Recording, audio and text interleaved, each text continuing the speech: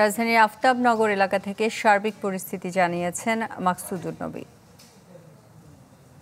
আন্দোলনের পূর্ব ঘোষিত কর্মসূচি অনুযায়ী আজকের রাজধানীর বিভিন্ন পয়েন্টে শিক্ষার্থীরা জড়ো হয়েছেন। এর মধ্যে রামপুরা বাড্ডা এলাকায় যে ইস্ট ওয়েস্ট ইউনিভার্সিটি, সেই ইস্ট ওয়েস্ট ইউনিভার্সিটির যে মূল গেট, সেই গেটে কয়েকটি ইউনিভার্সিটি শিক্ষার্থীরা জড়ো হয়েছেন। বিপরীত দিকে আফতাবনগরের যে মূল গেট, সেই মূল গেটে আমরা দেখতে পেয়েছি যে অর্ধশতাধিক পুলিশ সদস্য সেখানে অবস্থান নিয়েছেন।